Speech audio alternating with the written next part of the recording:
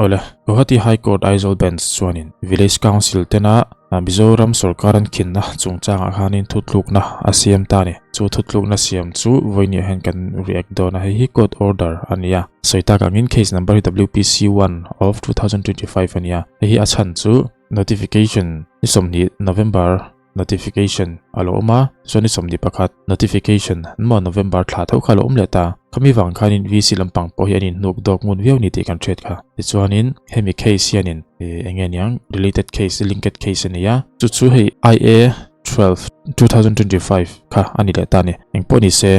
he order hianin judgment siam ni tani Hard Mr. Silaram Zawala Senior Counsel assisted by Mr. Stephen Buatsaih Learned Counsel for the Petitioner and Mr. Samuel Van Chang te Learned Additional Advocate General Mizoram for the Respondent. Both the writ petition as well as the interlocutory application are being disposed by this order.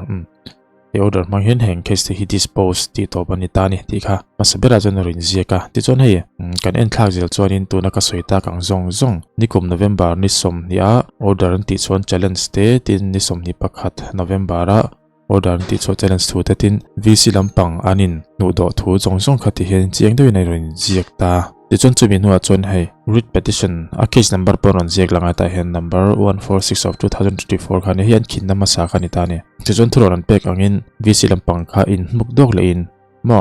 achan chu heta hen Petitioner Association is not a registered association sorkar registration tin ni lo wang khanin khin theina khan nei lo chu wang chonin anin withdraw le an king thale ta an kin thatna khanin East Lungdar Village Council President le Treasurer mingkha nakal ta ni chu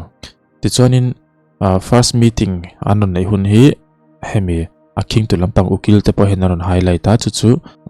September ni likum sang ni le somni khanin first meeting an ne hi enge poimo chan kan ti chuanin 5 years from the first meeting ti kha ani wang khanin first meeting atanga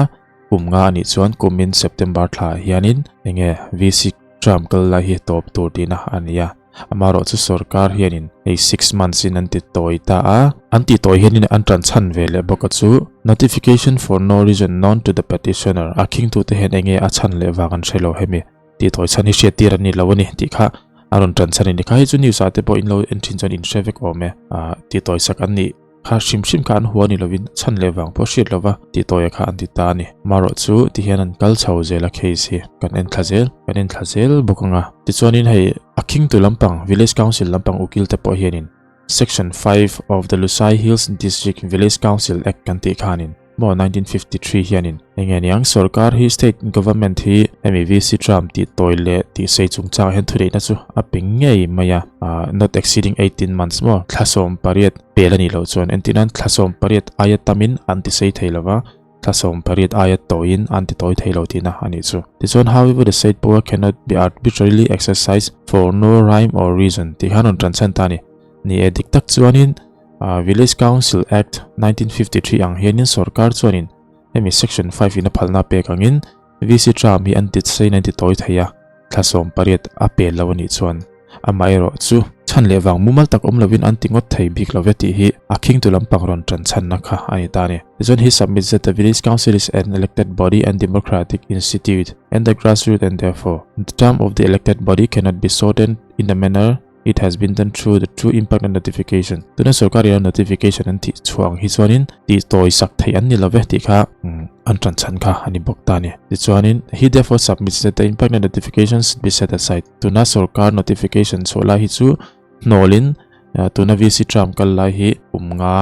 niro seti hi tuna aking tu te lampang ina an submit ani tani chumi ba ka chon hei article 14 la 16 Indian Constitution kal ani ti te po khanon tranchan boka fundamental rights bo chiat na ani ti te po anon tranchan boka ni ti hanin karon share so vek lawang san chu order hi sei angringa a history hi ti hanon highlight vek awang hian share tur tam dona ti chuanin therefore even on this court the impact and notification cannot be sustained and should be set aside. In support of his submission the Learned Senior Council has replied upon the following authorities ti te po kha aron ziak boka ni mo ruling an nei nol boka hei ruling ti chu hetiang chungchang case an lo chin to na an lo khel to na ti na khani meita Mr. Silaram Zawalana Senior Counsel by referring IA hemi interlocutory application po hiron soitelin hei hi chu tuna in khinna case hi nilem lova heta po hianin rule 10 close to read with section 151 of the Code of Civil Procedure hei hi akalani ti te po kha aronom boka ti chonin kan en thla jang rei don tu ti chon hei Mr. Samuel Van Lashe ta changte sorkar ukil lampang additional advocate general chonin hemi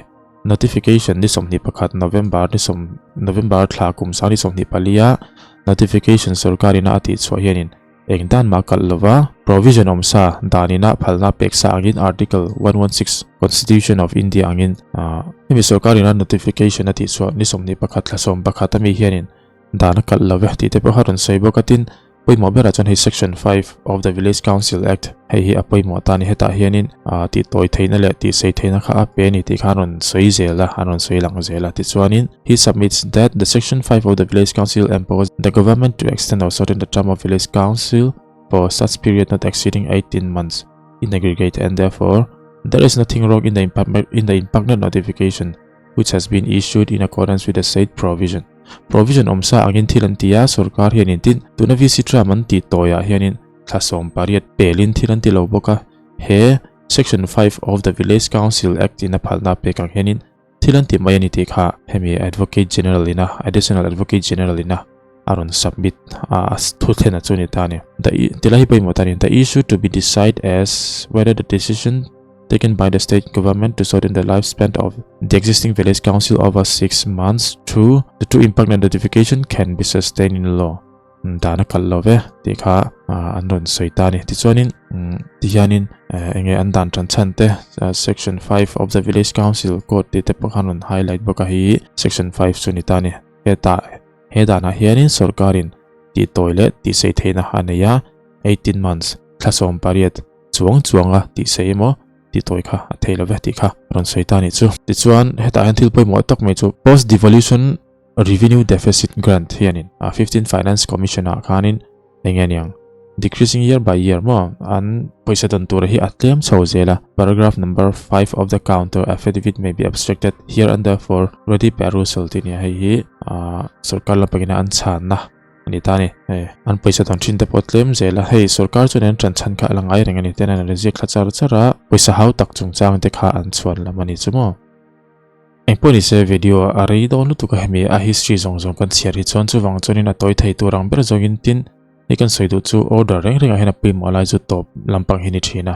ati lampang a hi chuanin diktak chuanin a case history thil thlen dan chip chiar te kha teng zong kha zia thak char ania ti chana topa hianin order chunon zik thina ni ti chuanin order a chuanin hei is found to be without merit and is accordingly dismissed saron ti takal meni zia chu reasonable ground tha tun aking tu te henan nei love VC te hianin enge he case chak pui tur chan le wang tha an nei love ti kha aron soyom zia chu hani maya chuanin omje bera chuanin VC lampang han chak zo talawa sarkar lampang in hnehna han changta ani chu hengponi se khati zong kha